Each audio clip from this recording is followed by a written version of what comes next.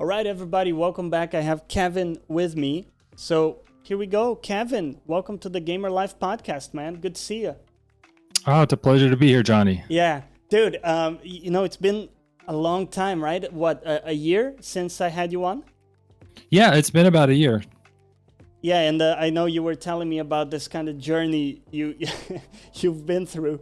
So give me the sort of short and sweet of it. You know, how has it been, and how are you currently? I'm currently doing really well, but it has been quite a journey since the last time I was on the podcast. When I was on the podcast before, I had stopped doing my job as a counselor. I took some time off to kind of refocus and work on myself a little bit, and then I took a job where we weren't allowed to have social media, so I had to stop everything for the job, and then the job didn't end up working out anyway. But it led me to a really great job that I'm happy to be doing. And now, after the holidays, I'm finally ready to get back into streaming and Twitch and social media and doing the podcast. Nice, and a nice new clean hairstyle. I like it, man. Very almost going my way with how we do things. I know. Clean, aerodynamic. At some point, I just need to embrace that this is going bye-bye rapidly. Yeah, it's always interesting, and that's kind of a great segue for today's springboard topic, which is confidence and vulnerability, and how those kind of work together in a really interesting way. So I wanted to run a few ideas by you and then see if you think that makes sense. I was listening to, by the way, this is the Gamer Life podcast. We usually talk a lot about games, but it's also Gamer Life, and emphasis on life, and that life is much bigger than just games for us, and as gamers we have a lot of different facets to us. So I do like to explore people's depths in different areas. So today we're going to be mostly focused on this kind of mindset stuff that I want to pick your brains on. But feel free to bring up anything. Like if there's a game you're playing you're super excited about, feel free to also bring it up. But let me start with this. So the idea that confidence and vulnerability are sort of connected in like an unintuitive way. You would think that because you're insecure about something, you try to hide it, right? That's kind of the knee-jerk reaction. So let's say, I didn't like my hair, so I would try to hide it in some way, try to patch it up in a way that it looks better, or even hide in a corner so that people don't pay attention to me, so it doesn't get. But that's actually undermining your confidence in a big way. And I found that the moment you make yourself kind of vulnerable and you stand there and you say, hey, this is what it is, right? You kind of stand there with your shortcomings and all that, in an open way. You realize, oh, nothing bad happened. I put myself out there in this vulnerable way and nothing bad happened, right? Maybe someone said a mean comment or whatever, but nothing really happened.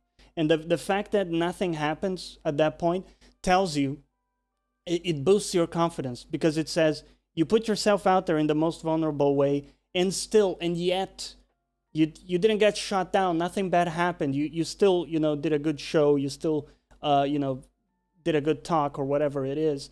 And what sparked this thought in me is I was listening, and then I'll shut up and let you talk because you're the guest.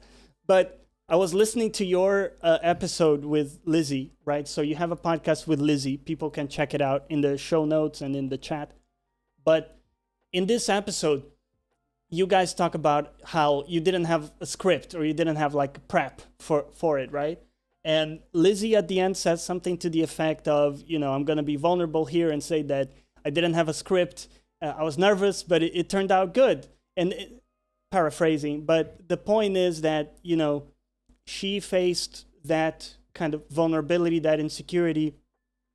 And because she was still able to do a good podcast in spite of all that, that boosted her confidence. And that started with being vulnerable, right? With trying something a bit vulnerable, doing a podcast that people are going to listen to without prep. It's scary. I do it every week, and I'm always nervous, right? So to me, there's that link with like, you need that first step of making yourself vulnerable to get to a place where you can be confident with who you are as you are. Does that make sense? How do you think about those things? Yeah, absolutely. I completely agree. And let me first, before anything, let me give a shout out to Lizzie. Yeah. There's my wife, my partner in life, and there's a great quote. I think maybe it was attributed to Jim Carrey, where he said, "Behind every great man is a woman rolling her eyes." Well, that is Lizzie. She is the constantly rolling her eyes at me. And when we started this podcast, it was, "Hey, what's the script going to be?" And I'm like, "I don't know." I just turned on the mic and start going. And that was a big eye roll. But we worked through it. We worked through it. And I couldn't do it without her. So shout out to Lizzie. She's awesome. And yeah, absolutely. I think one of the things with vulnerability is it's hard to just kind of say like, I'm going to put myself out there and be vulnerable, because it's unnatural, because our society doesn't really teach that to us as kids. We put on makeup, we wear nice clothes to like hide our insecurities sometimes. So I think that plays into our confidence as well, by saying, I'm only confident when I do this, or if I wear this, or if I look like this. But to be vulnerable starts with being vulnerable with yourself and looking inward and saying, what do I need to accept about myself before I can start, showing that to other people. And I think it's a great segue for us to come in and start talking about me losing my hair, because that's a big vulnerability some people have. Yes. But it's like, I can't change it.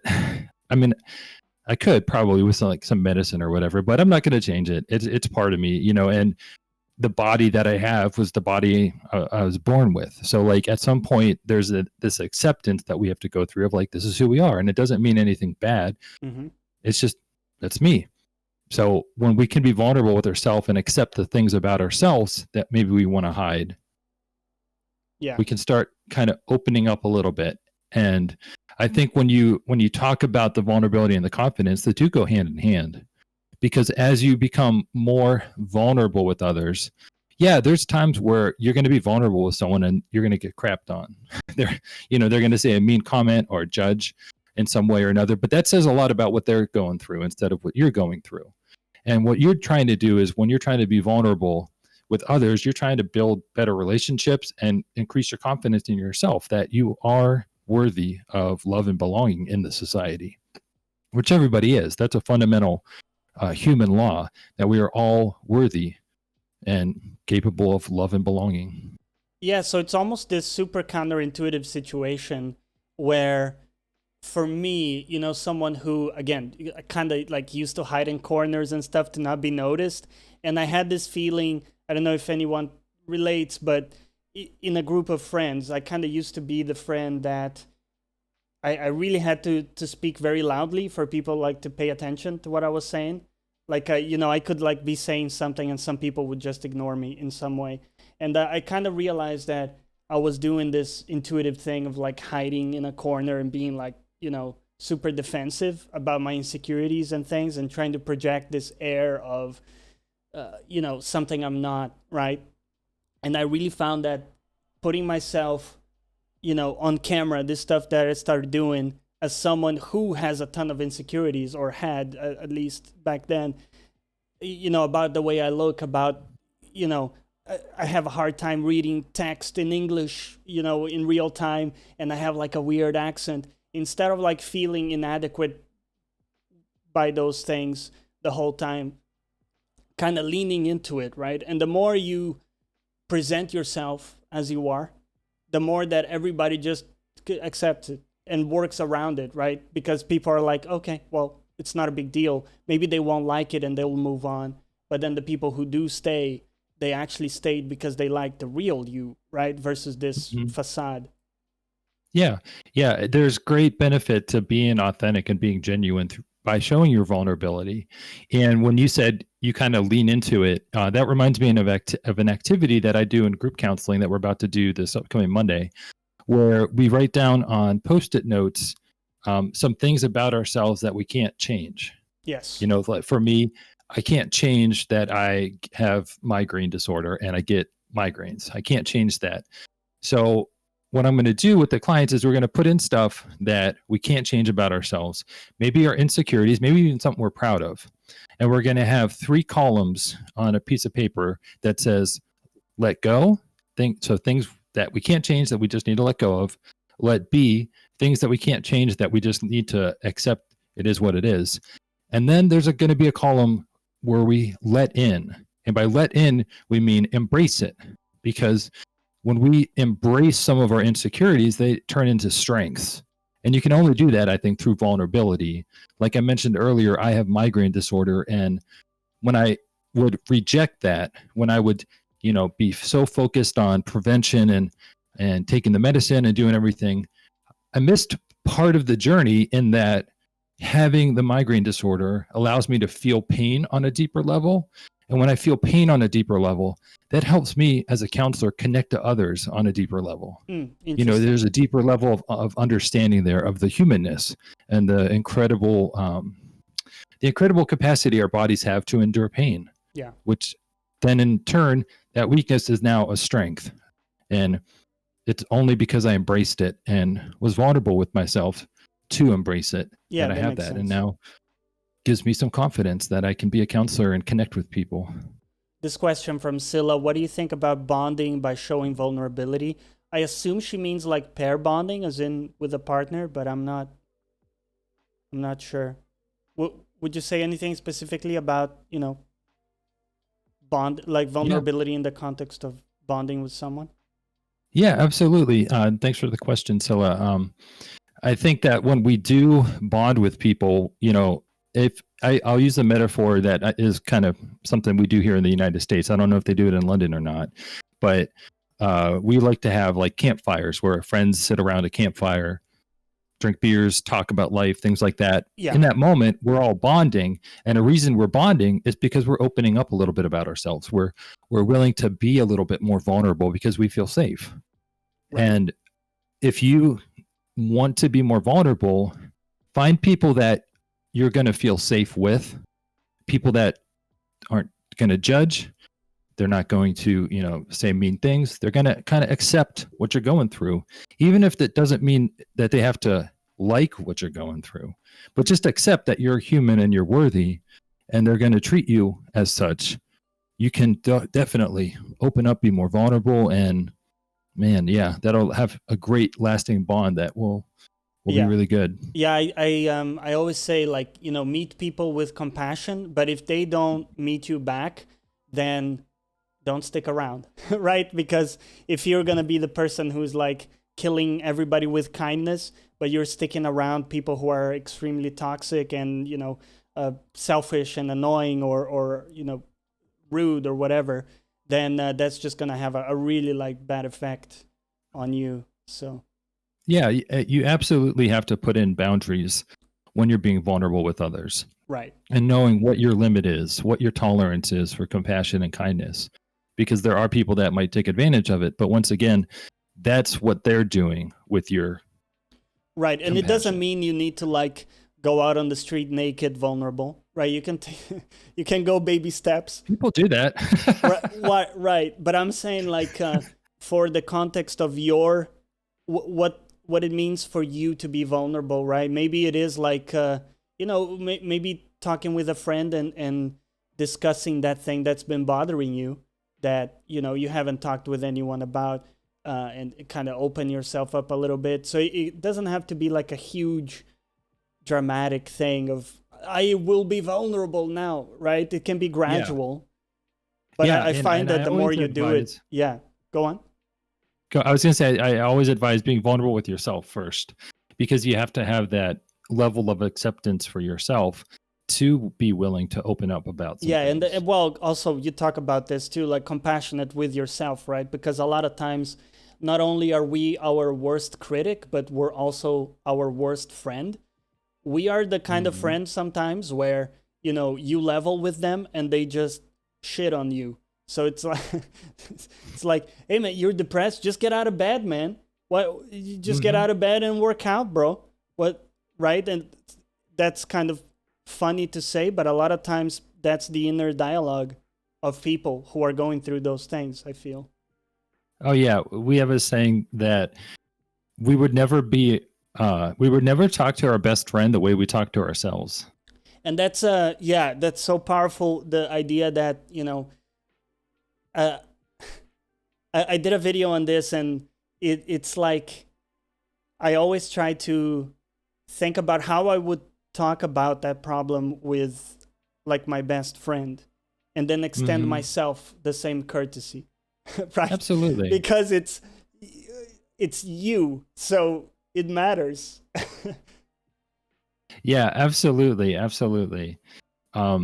Being compassionate is about viewing yourself through the lens of a friend. That's sort of like how I always kind of get into that mode.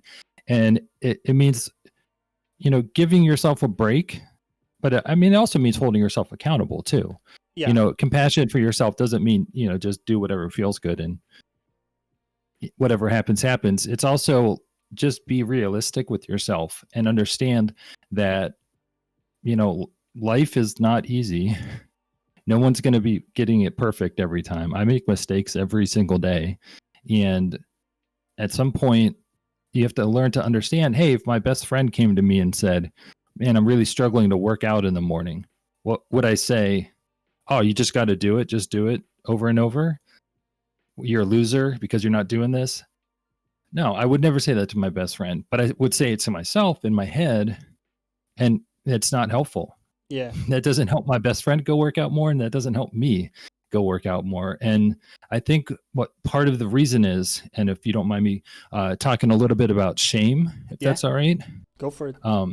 We in society, we have this concept that shame promotes behavior change, and that is false. That does not promote behavior change, because when we shame somebody, like I would be doing to my best friend if he was, wanting to start this workout program, and I kept calling him a loser or a failure, shaming him because he's not working out, that's not going to help him work out. That's going to maybe make him dig his heels in and say, well, what about you? You're not working out either.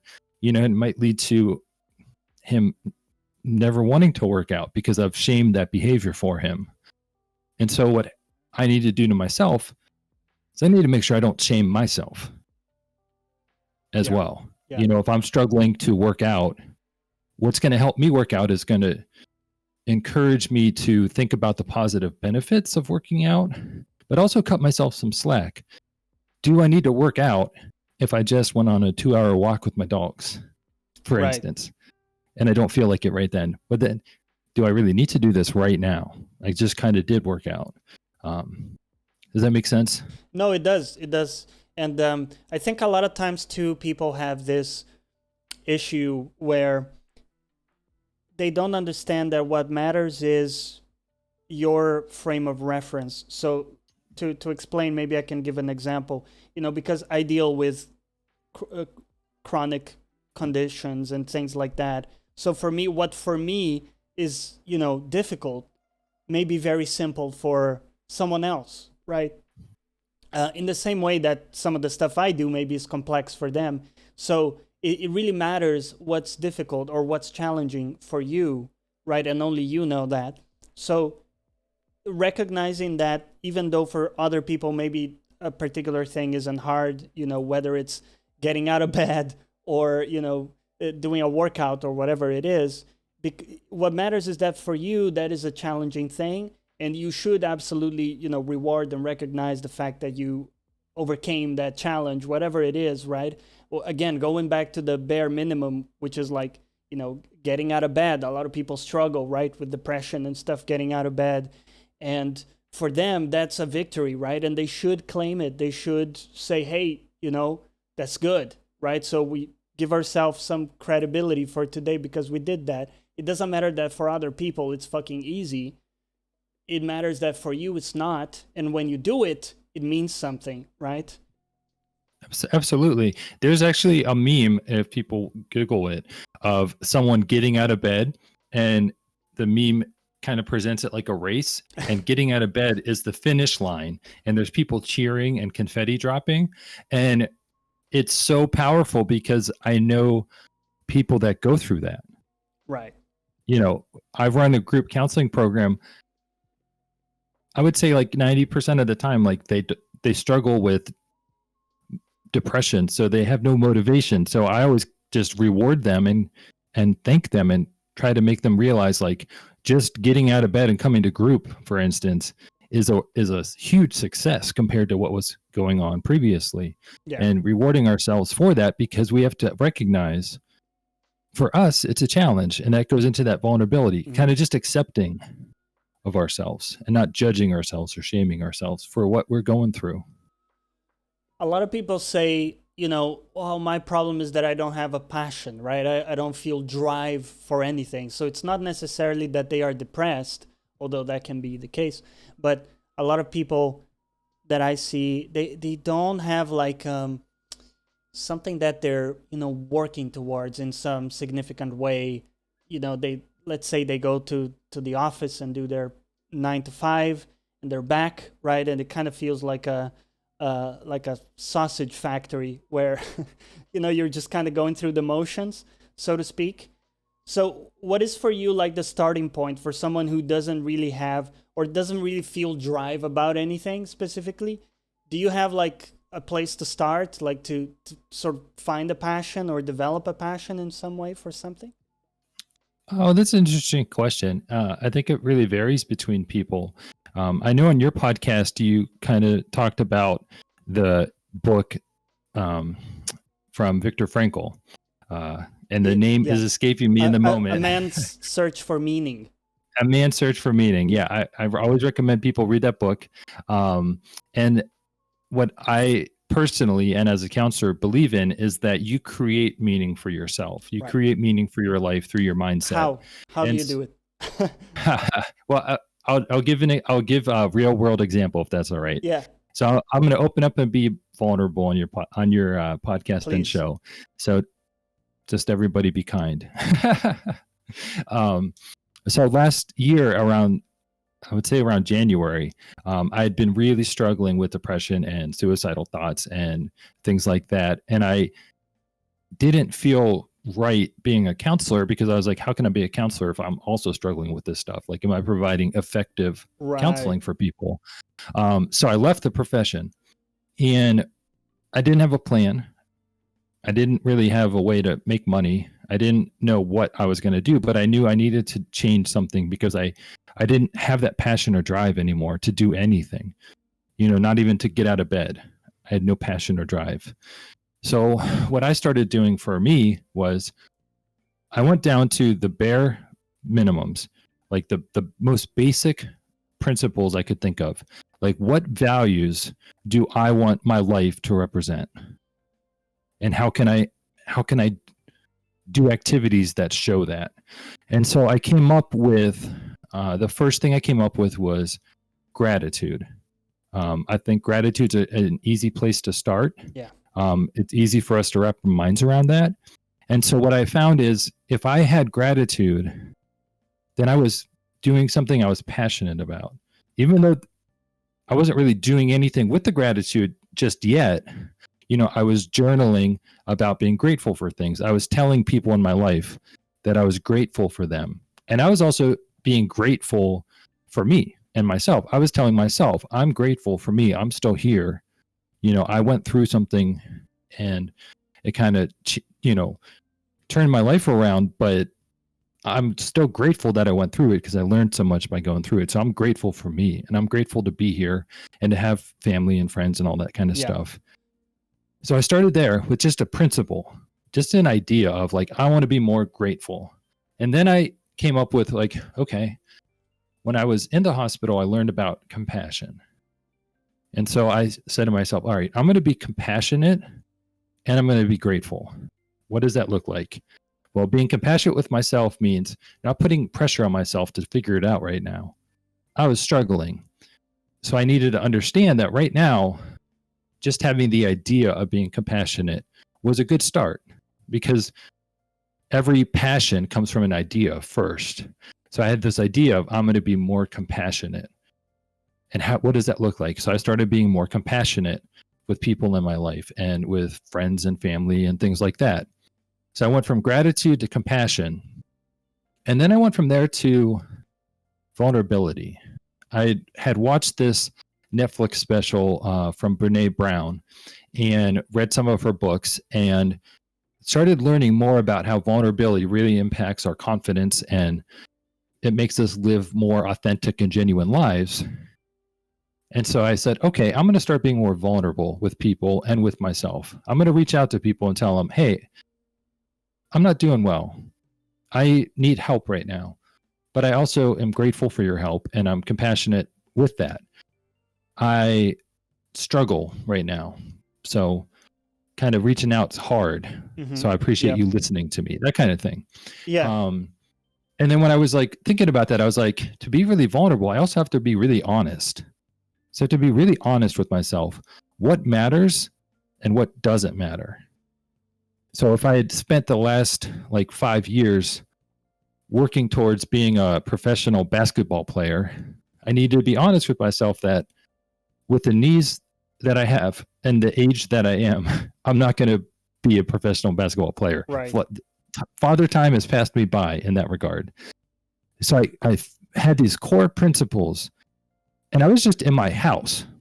Like I wasn't really doing a job or anything. I was just saying, I'm going to live with more honesty, more vulnerability, more compassion, more gratitude. And what those principles or those values, adhering to those, then prompted me to start reaching out to people. And when I reached out to people, I found that there were a lot of other people that were struggling with purpose and meaning as well. And through creating a bunch of different relationships with others, I started getting that passion back for counseling and helping others and using my story to maybe help someone else. Yeah. And so I started streaming on Twitch and having a podcast. It doesn't take any money to have a podcast and no talent. It's no talent required. It just started a podcast talking about honesty, vulnerability, compassion, and gratitude. And from that podcast, people would message me and then I become friends with them. And it then led me into a community on Discord with Johnny and everyone that was on Discord at that time last year. And through that community, I started rediscovering that passion for just people. Interesting. That's my passion. My passion is people. I just want to be around people. I just want to be with people. I just want to talk to people and listen to people. So it sounds like, kind of going back to first principles for you, it was like, look, I don't even know if there's anything that like drives me in any way, but at the very least, I'm going to try to like, live by these basic principles. And then from there, be in a slightly better position. And then at that stage, you can then start looking at stuff that fulfills you a bit more, right? It's almost like you have to get to that baseline first. Yeah. Right? Because if you're struggling with like crippling depression and stuff, it's unlikely you're gonna, be an incredible mathematician under those conditions. Or just to put an example, right? Yeah, and that's being honest. That's being vulnerable with yourself. That's being compassionate. And that's also being grateful. Yeah. Because what you're doing for yourself is you're taking that pressure off yourself to be something right now. By the way, when you're struggling with depression, I have right here my gratitude journal, which I got from Kurgesagt, the YouTube channel. They did a video that really spoke to me about gratitude.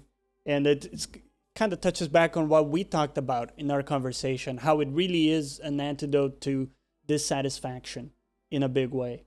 When you learn to actually appreciate on a regular basis everything that you have going on, right? And bad things that aren't happening to you, right? So I talk about the idea of imagining you have a toothache and you would give anything to not have a toothache, right? Because we all hate it. It's terrible. And when you no longer have it, you have this feeling of relief because, I'm back to normal. But that feeling is open to you at any time because you are now without the toothache, unless you happen to be suffering from a toothache, in which case, I'm sorry if you're out there suffering from a toothache. But you get what But I'm yeah, if saying. It's that idea of like recognizing, you know what, dude, even though that was fucking hard, what I went through today, I actually overcame that challenge, right? I had a fucking great coffee. I had a great conversation with someone. Whatever it is, it really adds up when you start to kind of recognize these things on a regular Yeah, basis. absolutely. It's funny that you mentioned coffee because that's something that I Dude, talk to if you my go the back groups I to, run about. yeah, Uh, yeah, I was yeah. like, I started like when I got out of the hospital, after being in the hospital with major depression and suicidal thoughts. I started just at the most basic level. Like, if I do nothing today, that's okay because that's where I'm at. But at least I'm going to have a great cup of coffee and I'm going to be Exactly. grateful for that. And I'm going to be Yeah, happy for that. And, and that really, really was a big thing. yeah, And I want to talk about the toothache real quick if I can for just a minute. yeah, yeah, of course. If you have a toothache, would you expect yourself to eat a crunchy apple? I don't know if it's a trick question, but no.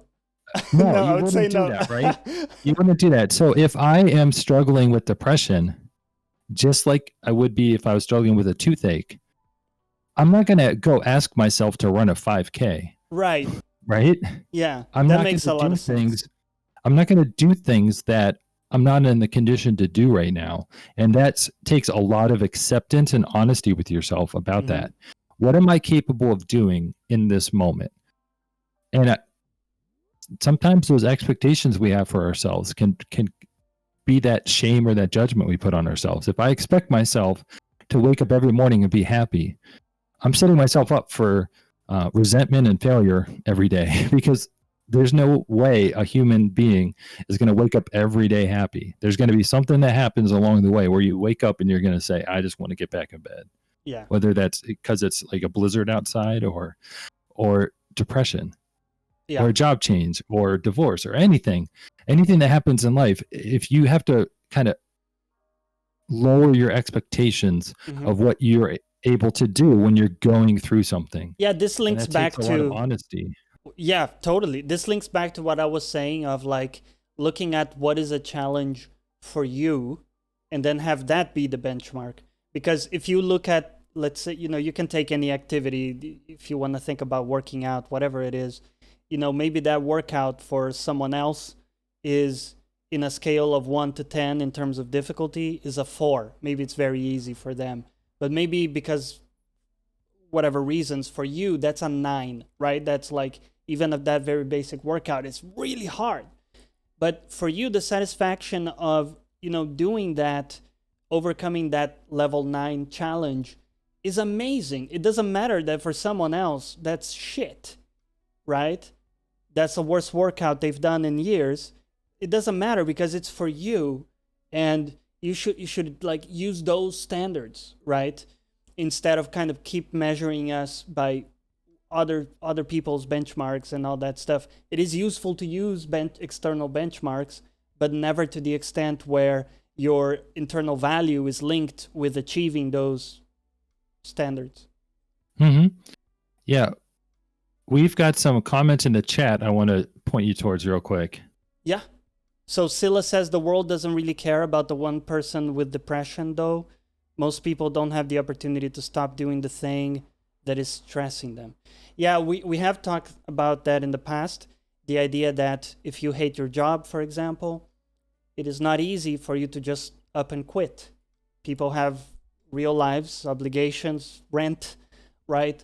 So you have to work out a plan.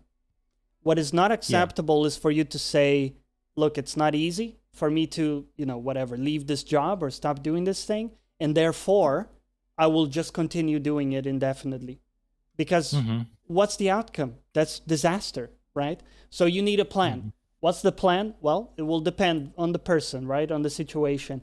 But what I say a lot of the times in the case of the job is like, start to look for something you're actually interested in, that you can find yourself devoting, let's say, an hour, even if it's 1 hour every week only, out of your own time. Maybe you're looking into a programming language or you're whatever it is, right? And start exploring that passion. Get good at it over time so that it can become like a side gig So you pull back from the main job that's killing you a little bit. Maybe you go part-time, and now you have this other complementary income. And then at one point, you become good enough at that other thing that you can kind of go all into it. But I never recommend people just like cold turkey, because most people actually can't, given the constraints of economy. Yeah. My situation is a little bit different here in the United States, and with my living situation. But when I did stop being a counselor, I started driving for Uber and Lyft to still bring income in. And so when I say like boil it down to the basics, you need a job to pay rent, right? So if you are really struggling with your job, and well, let me say first, if your job is abusive, you need to find another job. But if you're in a job that pays your rent and you hate your job, there's still things you can do to enjoy your job. And when I say get down to basics, get yourself in the mindset that I'm going to work to pay this rent. I'm not going to work to find fulfillment and satisfaction, because it's not going to exist. I'm not going to work to do anything but further my financial ability to make a change when I'm ready to make a change, when I'm financially ready to make a change. So changing your mindset about the job can be really helpful. What is the job there to do? Boil it down to the basics. It's there to pay money for time that you put into it. That's all it is. And that mindset can sometimes help you avoid like workplace drama. Yeah. I do think that if you actually drama happens. yeah. I do think if you actually hate your job, you need a plan to eventually move away from it, because that's most of your day. It's 8 hours of your day that you hate yourself, you hate what you're doing.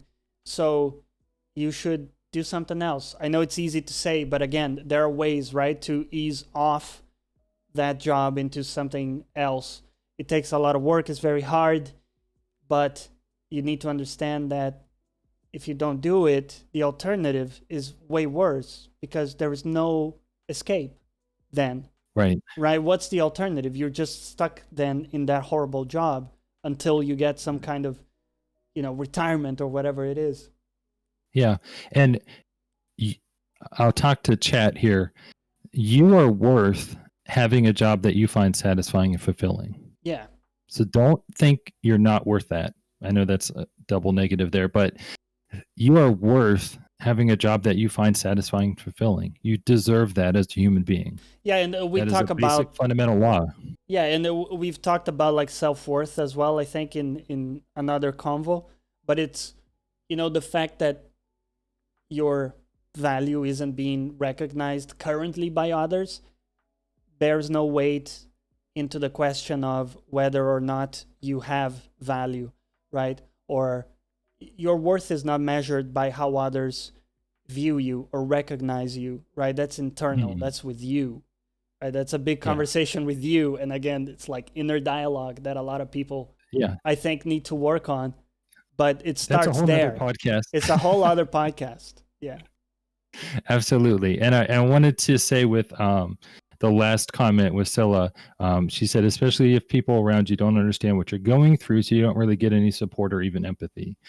So what I would say to kind of help with that is, if you want to see something more in your life, if you want to see more empathy in your life, start practicing more empathy with others. Or yourself. If you want to see more compassion, start showing compassion to yourself and start showing compassion to others in your life. You can affect the people around you, just like if you drop a pebble in a pond, it creates all these ripples. Yeah. If you want your support system to be people that understand and are empathetic, then you start with understanding and being empathetic with yourself and projecting that outwards to the people you interact with. And you will find out quickly, very quickly, who's worthy of being in that circle and who's not. Yeah, the moment you start broadcasting the values you live by, as you said, the earlier you get people who don't agree with them to go away, which is great, and then the people who do to stick around and to gravitate more towards you. I think that's a powerful thing. Instead of trying to fit in necessarily or trying to please in a certain way. It's more like broadcast exactly your principles, how you see things, and then the people who like you exactly for that, they'll stick around and they'll be great, right? Scylla here absolutely. says, people mostly make the mistake in the first place choosing the job without actually caring about what it entails as a teen, because they are either pressured for time or money, or they just don't realize how much it matters, and thus getting stuck. No, I agree, but what I'm saying is the idea of being stuck is not real, right? You are stuck if you don't have a plan, if you don't take steps to get out of that bad job, right? Again, not saying it's easy, it's hard, it takes a lot of time, probably years until you can develop a new skill that you can, live on. But to me, it's no excuse that you're, stuck in a bad job if you're not doing anything about it. Even if doing something about it means taking years to develop a new skill, maybe that's the way. Maybe that's the only way to get out of it. Yeah, I completely agree. And I see what Choi TV just said. And when I went through this last year, just to give you sort of like a number out there, I'm 38, about to be 39, and I just stopped everything. And that wasn't the first time I've done that in my life. Before I became a counselor, I had lots of different jobs, tons of different jobs, because I didn't know what I wanted to do. So many years ago, I had to just stop and be like, what do I want to do? Yeah. And when I was like, I want to be a counselor, I have to invest in education. How do I pay for that in education? I need a job. Right. So then I took a job waiting tables at a restaurant, because I knew that was going to be part of the plan to get to where I wanted to go 3 years later after. And it absolutely sucks. I don't want people to misunderstand. I'm not invalidating, what you're saying. It does suck when you choose something and it doesn't pan out, or you end up hating it. And maybe you're stuck at, as Choi says, you're 34 and you have to change lanes. It sucks. So what? You still have to do it, right? It's not like you have another alternative. What's the alternative? Continue to be miserable in this, lane of work that you're not enjoying? No, we still have to do it despite the extra added difficulty of, maybe being older, or maybe, having spent years doing something that you didn't end up loving. So I understand the trouble with it, and I've lived it. But for me, it's like, well, what do we do from now? Now's the starting point, right? You can do something now. What are you doing about it? Mm-hmm. So for me, it's like, it sucks. It still doesn't mean that you get to do nothing about it, if that makes sense. Yeah, absolutely. I was given some great advice along the way when I was thinking about going back to school to become a counselor, and it was going to be a 3-year program. And I was like, I'm in my 30s. I don't know if I was 30 at the time. And I was like, I don't know if I want to be like the next 3 years of my life going to school. And the person said to me, just very matter-of-factly, very bluntly, and very honestly, they said, would you rather be 34 years old doing the same job you're doing right now, or would you rather be 34 years old with a degree in counseling and a new career? And to me, it was like, time is going to tick by regardless. Yeah. Regardless, time is going to tick by. So the time to act, what better time is there than now? Right. The best time is 10 years ago, but the second best is today, isn't it? Yeah. So you gotta. You gotta do it. Yeah. You gotta do it. It's a good topic, and I understand people's feelings on that, but I do feel a lot of times we tell ourselves that, it's impossible. We're stuck, right? We can't. And the reality is, you can. It just takes a lot of fucking work, right? To change things, and it takes a lot of time. But I get that. I want to go real quick to that book that you mentioned in your podcast, Man's Search for Meaning by Viktor Frankl. Yeah. If you ever, want to have kind of a thought about being stuck or have an inspiration, Viktor Frankl was in a concentration camp during World War II, and realized that even in a concentration camp, he still had a choice in what he did. He could either go along with the guards and maybe live or maybe die, or he could be defiant and most likely die. Even with a gun literally to his head, he still had a choice. So if you ever think about that when you're feeling really stuck, you always have a choice in your behavior. You always do. Yeah, and it's a powerful book because it really does show you that, if you have drive or something that for you is meaningful, you can really adapt to anything, whatever chronic condition, whatever handicap. People adapt, right? And there are plenty of examples out there in the world of people who have the same shit you do that have gone on to do something interesting. So that's what I use, at least, to kind of. Yeah, and we don't want to compare ourselves to others, because I firmly believe that comparison is a thief of joy. It doesn't mean that we all have to be Stephen Hawking. Right. Because he could do it while, being a quadriplegic. We should also go on to be the next Stephen Hawking. Yeah, it just means to have somebody that provides you with some inspiration that you might be able to overcome your current stuck position. Yeah. You talk about this idea of like a default emotional reaction in your podcast with Lizzie, and you give the example of effectively road rage when with someone, like something happens while driving, and a lot of people's reaction is to kind of get angry, isn't it? And I think Lizzie asks, why is that the default? Because she says for her it's not, and I think for me it isn't either. And I've always thought, dude, our brains are wired differently, right? Because that person's reaction is becoming like a dick in this situation, and even though they know at a rational level it's going to make things worse, they let themselves devolve into this, irrational buffoon, getting angry and like screaming at people. What is it about it that do you think gets people to react like that? And is it like people are wired that way, or is it, maybe they're going through some shit? What's going on there? Well, I do believe that everybody we meet in life is probably struggling with something that we don't know about. But I also believe in the metaphor of our cups being too full of water when we are just living our life.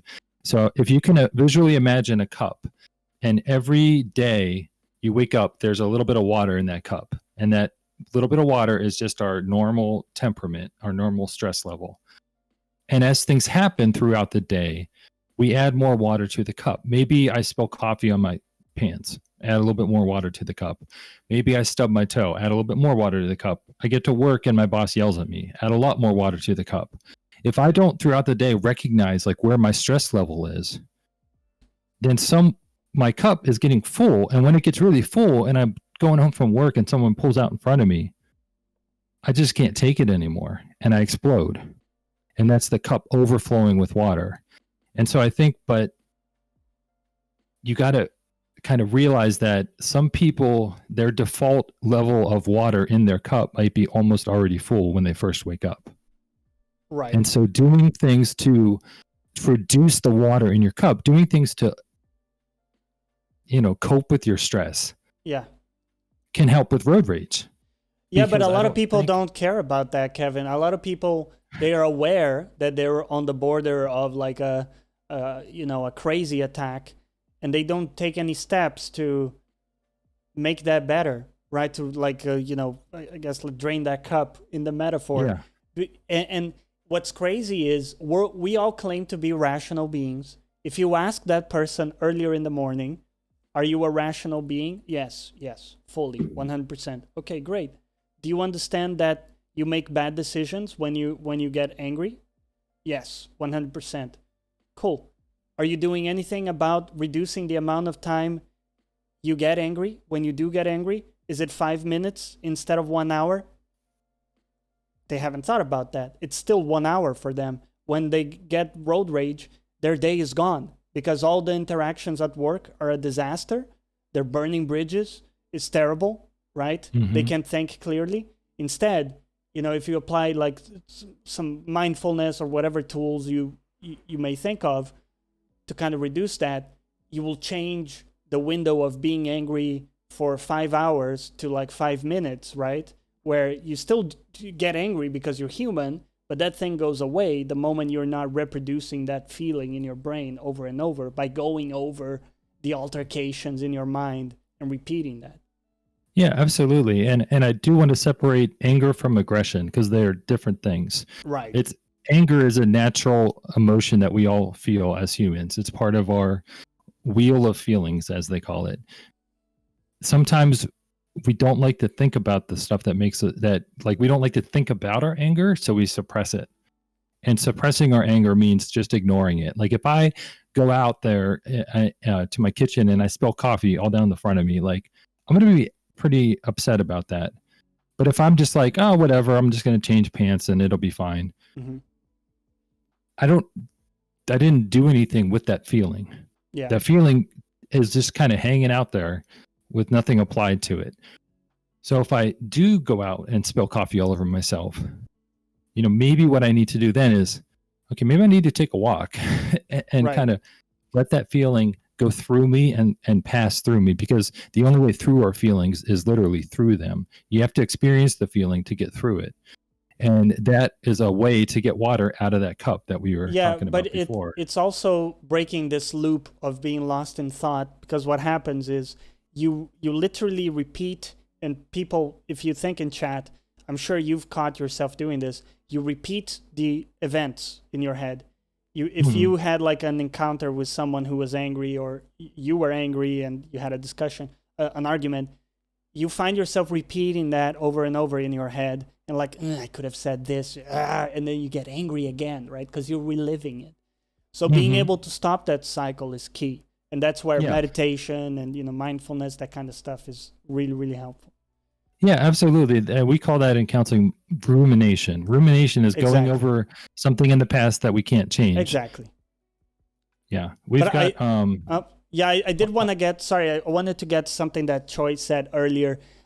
So he said that what gets glossed over in these conversations is how to mend your mindset so that you can affect change effectively. And in fact, we haven't glossed on it, Choi, because we talked about it last week. One of the recommendations, the books that I recommended, Atomic Habits by James Clear, specifically tells you how to do it, and it doesn't require motivation, which is, of course, the thing that people often miss. You don't need to be motivated and fucking Dwayne The Rock every morning to get stuff done or affect change. Instead, it starts with small changes, and then you instate them over time, and you add on change after change, small habit after small habit, and then it takes you to a better place. It's not magic, right? Yeah. It's over time, and we have talked about it. So we're not glossing over it, but we can't cover it on every episode.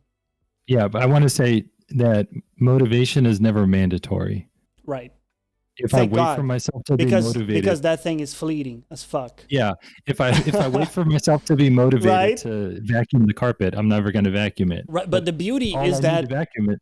Yeah, sorry, I cut you out, but the beauty of it is it's fleeting. It's fleeting in the sense that it's often not there, but it's also volatile for the good, because it comes quite easily once you start doing something. If you get like some momentum, right? Even maybe you're not motivated, but you get in motion, you start doing something, you start to get a little, right? You get a little spark there. And the more you kind of start doing, the more it develops. And especially if you find something that fulfills you, for me, it's like this stuff that I do here, or music, right? That stuff kind of gives me more energy than it takes. So I do think finding something like that is important for people, and just experimenting until you find something that speaks to you that way. Yeah. Motivation gains momentum. It's like a ball rolling down a hill. All you need to do is give it a little push. Right. And that little push. Well, it's a big push sometimes, right? Because it's a big push sometimes. The whole thing with inertia is like to get an object from stasis to motion, you have to apply a lot of force, right? To keep it in motion, it's easy. You just give it little pushes, and then you keep it rolling. But to get it from like total standstill to moving, it's hard. Yeah, I always recommend to people struggling with depression, I want you to put a to-do list together of getting out of bed, cross it off the to-do list, brush your teeth, cross that off the to-do list, put on clothes that are not your pajamas, cross that off the to-do list, do your hair, shave your face if you're a guy. Those little things then start building that momentum. Yeah, 100%. The small chores are a great way to get that momentum. And honestly, a lot of times, I wake up not motivated and I'm like, oh, everything hurts, it's terrible, it's a disaster. I do a few chores, and because it's hard as fuck, it actually feels good. Because again, going back to the level of the challenge, for me, it was challenging, so I felt good about overcoming it. So you get a little juice out of that. And then I live off that juice to do something else, and you kind of go from there. But I wanted to get to Corrido's question here. Weird question, perhaps, but are games something that can be used as part of counseling or as a means to help people with their own issues? What do you think? I believe that the answer is yes, absolutely. Yeah. And in fact, in counseling sessions, when I do group counseling or when I used to do individual counseling, sometimes in the counseling session, we would play a game. Because when we play a game, we don't realize it, but what we're doing is we're relaxing and we're kind of more willing to be open and open ourselves up. So to play a video game, I have to have a certain level of like an open-mindedness to it, because I'm going to be learning through the tutorial, like all the different moves. I'm going to be learning where to go, how to do things. And I can only do that if I'm willing to open up to learn that stuff. So already in the state of opening up, I'm already impacting change. Yeah. And then we can talk while you're playing a game, which Johnny does every stream. And it can be a really good part of counseling. Absolutely. Yeah, 100%. It's also just nice to experience different things, like games can be a window, right, into a different kind of reality. And, I think for a lot of us, we use them as not necessarily escapism, but a way to experience things that we wouldn't be able to otherwise. So, the awesome feeling of being a fucking ninja in Neo, right? It's awesome. And, it's not something I have access to at the moment. So there's something to that, I think. Yeah, and you're overcoming if you're playing it on the New Game Plus mode that you're going to be doing. Right, yeah. You're overcoming an that feels obstacle. good too. Yeah. And I like to, for me personally, like one of my main coping skills for worry and anxiety is to play Minecraft or oh, nice. Rhyme. We are going to be playing Minecraft soon. Yeah, you shouted out Rhyme on your one of your streams where we were talking about soundtracks. Yeah. Rhyme is a game I used to go to when I would feel really stressed because it would relax me. So like I was using the game as a coping skill to affect my mood. And now what's crazy is because it worked for you in that way, if you listen to that music without the game, it still takes you to that place, doesn't it? Yeah, my brain has made the connection between the music and the game and that feeling. I've linked the two. That's exactly a beautiful example of when I try to explain to people why I like some of these soundtracks, like Final Fantasy VII that I keep listening to. It's more to it than it's just a good song. It's like there's something there. It takes you to that place, right? The music has got that power. Yeah. Nier Automata as well. I listen to it very often. Yep. And there's a bunch of games that deal with mental health. I know one of my best friends played Sea of Solitude, and that dealt with some mental health stuff, and he recommended that. There's a game on Game Pass, Spiritfarer, that kind of deals with mental health. So there are actually some games out there that are starting to broach that topic, and they can be really good to play and experience as well. Yeah, for sure. So what's going on with your podcast? Are you guys, do you have like a schedule that you're aiming for? What's the deal with that? So what we're wanting to do is one a week. So far we're 2 for 2, so we celebrate that. And we're going to be doing it since we both work Monday through Friday. We're going to be doing them on the weekends. So sometime between Saturday and Sunday, a new episode will release. And the name of the podcast is Kevin and Lizzie Chat About Life, Lizzie being my wife. And when I say we chat about life, I don't mean we chat about the current events or the news. We chat about what's really going on in our life. And the reason that we do that is because what we want to do is, like we had talked about earlier, we want to project honest, vulnerable, compassion, and grateful comments on our podcast to affect maybe the change of those who listen to it. And I think that's probably the main goal of the podcast, is to affect change in others by showing people what it's like to be honest and vulnerable and compassionate and have gratitude. Yeah, I like that change we want to see. I agree. Yeah, I like the core of your message has always been the idea of, developing compassion for yourself, because people are pretty good at, a lot of people are pretty good at being compassionate towards others, but I often see people being dicks to themselves, and that really kills me. Specifically, for me as a musician, it took me many years to accept how my voice sounds when I sing, for example. So I used to have this massive complex of I thought it was horrible. And, I had the impression that when people heard me sing, it was like, right? And so it took me years to be able to first accept how it sounds, then work on it and develop it, and finally kind of come to like it, come to love your own voice. It's a big thing. And I hear so many people say, especially in the streaming space, but also some friends I know in the Discord, they say, I hate my voice, right? I hate how it sounds. And it truly breaks my heart, because it's such a big part of you, how you sound, right? How you present yourself to the world. So I really recommend people to try to embark on a journey of self-acceptance and listen back to recordings. It will be painful in the beginning to hear how you actually sound, but that's how you actually sound. So get to work on that shit, right? Instead of pretending to sound in a different way in your head. I just wanted to say hi to Dolce and Lizzie coming in as well. Thank you very much. That is Lizzie from the podcast. Lizzie, I enjoyed the podcast. Yeah, it's not a plug. It's I truly enjoyed it, and it sparked some thoughts and conversation for sure.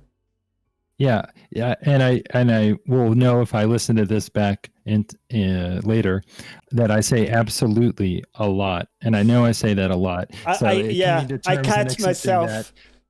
Yeah, it's so funny you mentioned that. I catch myself saying a lot. So I'm working on that. It's harder than one might think.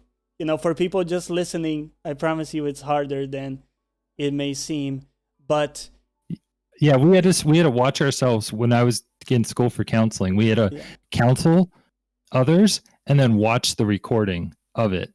And we would be wanting to jump through the screen to tell ourselves stop saying so before every question, or why are you talking with your hands so much? So that painful part helps you grow. Getting out of your comfort zone is what helps you grow. The first time I listened to the first video I did, I was playing Kerbal Space Program. I was nervous as fuck. I wasn't even on camera. It was just a game and my voice. I would just say a lot. As a strategy to buy time, I think, because I didn't know what to say next. So I'd be and you see, I said, again, I have to, right? I'm working on it. But the thing is, you don't notice it until you listen back, right? Mm-hmm. It doesn't feel like you're saying it as much until you actually listen to yourself and you go, whoa, okay, we need to work on that shit. So yeah. And to do that, you didn't judge yourself or shame yourself for it. You said, I need to work on that. Well, at first it was really cringe, right? I did have to go through the process of okay, that's actually how I sound. Now let's get to work, my dude. There's a lot of work. Is saying that bad? No, it's not. But if you find yourself saying it all the time, I want to work on it. I want to throw some variety in there. It kind of felt for a while like I was saying it at the end of every sentence, almost. not to that extreme, but that's how it felt to me listening to a segment. It's one of those I'm gonna jump in on that question real quick, because as a counselor, I talk about being accurate with our words all the time. Yeah. And when clients come in for a counseling session and they say, "Oh, I was feeling a certain way the other day, like I was just feeling a way, and I always have to say, like, I don't know. They gloss over how they're feeling by just saying, but I have no idea what they're talking about. Yeah, a lot of times it's important to stop people and say, what are you actually saying? Do you know? Or are you glossing over it, right? Yeah. By just using this this marker, this like placeholder. Oh, yeah. So I usually call it out. I usually just say real plain with no expression. I usually say, no, I don't know. Can you tell me what you mean? That was a big thing for me as someone who is not English native, right? In the beginning, I used to not catch what people said in a conversation, just not, practiced enough, and I would miss things to the point where I wouldn't really understand what they said, but I would just, like smile and nod and like push forward. But then I would have shit conversations because what I wouldn't have anything to say back. It's just empty, right? I'm not interacting with what the person is telling me. Instead, I said, hey, listen, accept your English needs a little work, right? And just tell the other person, hey, I didn't catch it, right? What did you say? And then it surprised me how well that turns out, because that sparks, understanding in people, because they can relate, or at least they can say, oh, I understand now, I get it, right? And so here's what I said, and you maybe even get a laugh. So I find that a lot of times just being honest about, hey, I don't know what you mean, whether it's because of like a language barrier in my case, or as you said, just like you don't exactly know what the person is saying, and for your job it matters. So let's double back there and make sure we understand. Yeah, I usually say time out, and I put my hands like this. I'll be like they do in American football. I'll be like, time out. I don't know what you're saying. Let's circle back. Yeah. Yeah. No, let's not do a counter, please. That would be horrible. An actually counter. Actually. No. I hope I did not do that one on this podcast. The actually is a pet peeve of mine. Oh yeah? We just, now it's like an inside joke where, because we have a few people who do this, like technically, right? And you can feel them raising their finger as they type that in chat. Yeah. Yeah, it's like when I say well actually or technically, what I'm doing is I'm just completely invalidating whatever opinion you just said. It's like, what you said is wrong and here's why. Yeah. Tom, everybody's calling out Tom for doing that. We love you, Tom. We still love you, man. Yeah. It's like, well, actually, it's like, wait, did you just tell me my opinion is like not even that important at all? Yeah, it's interesting. Choi says you're more aware of it than we are. Listening is totally fine and unnoticeable. That's fair. A lot of times we obsess over small things that to us seem huge, but to the exterior world, it's like nothing. Oh, absolutely. Yeah. I experience that in counseling all the time when I say, like, wait a second. Does this shit actually matter? So over and over. Yeah.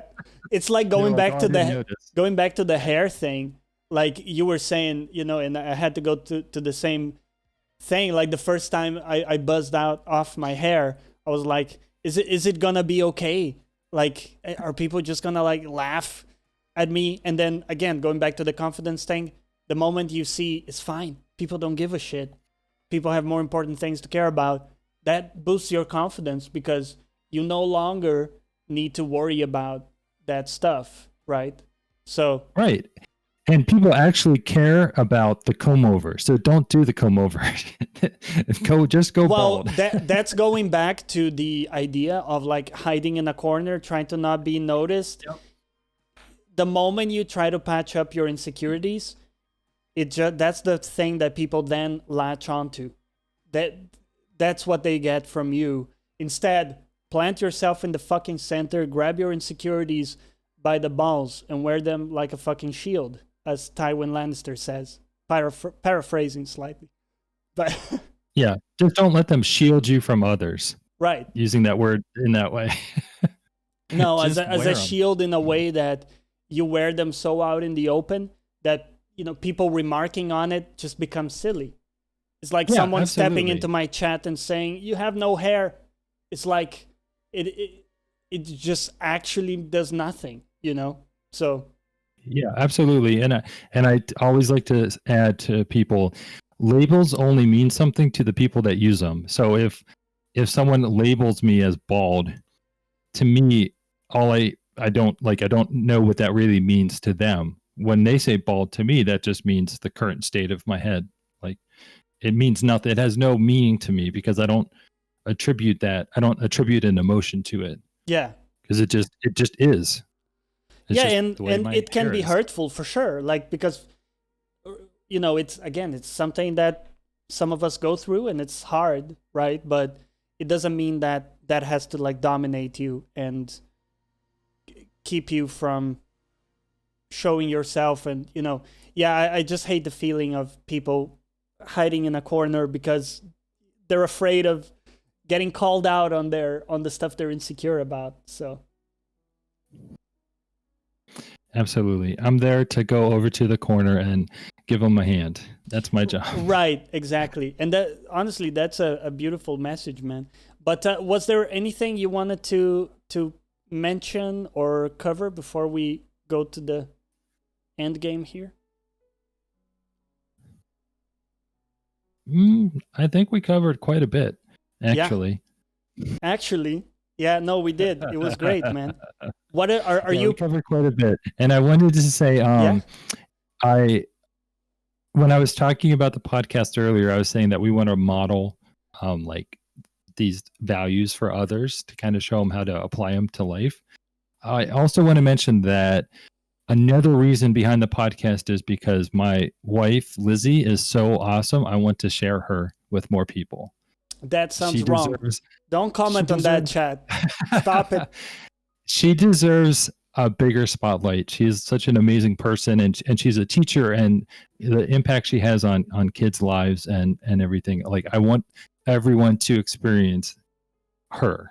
And so that's another like kind of hidden reason for the podcast. That's very cool. And I honestly I enjoyed it, man. I'm digging the conversations, very natural. And honestly, I don't mind the lack of script at all. I think that works very well. Not everybody can pull it off, but I think that for you guys, last episode worked out very well for me. It doesn't, I think most people don't need like, a strict content set that's being delivered in a podcast. A lot of times you want to just, join a conversation and have someone take you through their thought process in some way. And so I invite people to check it out. There's a link there in the chat and also in the show notes if you're listening in podcast form.